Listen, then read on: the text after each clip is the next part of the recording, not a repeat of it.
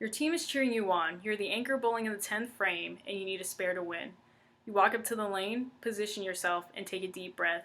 You make your approach and your arm swings back, then forward, and the ball leaves your hand. The ball breaks for the gutter and falls in. What just happened? You stare at your hand, but was the error due to your ball, your form, or the lane? I'm Tara, and as a league bowler for the past 2 years, we're going to take a step back and look at the basics of bowling. To understand the basics, you need to understand the bowling ball, bowling styles, and lane conditions. The easiest way to understand something is to begin with the basics, so let's start with the different types of bowling balls. In an article published by Nick Seifers entitled Bowling Ball Shell Chemistry 101, he explains the different types of bowling ball cover stocks.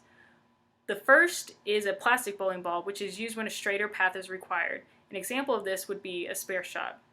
The second is the urethane ball, which was designed to hook more than plastic balls. The third is a reactive urethane ball, which produces a stronger hook because of its ability to absorb more oil from the lane.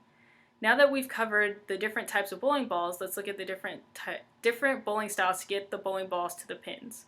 According to a 2013 article by Fred Elsenhammer, there are two main types of bowling styles, bowling straight and throwing a hook.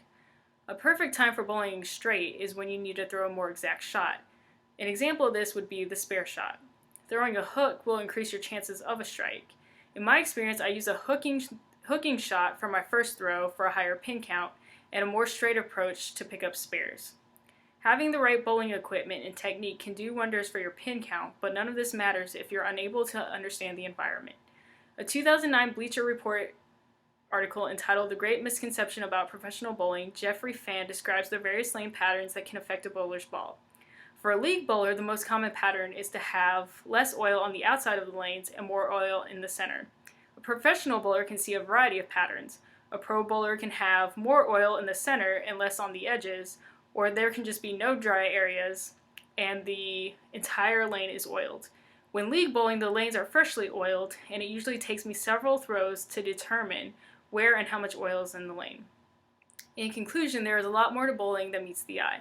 The average person sees someone hurling a ball down a lane, but a bowler needs to take into consideration the bowling ball, the bowling styles, and lane conditions.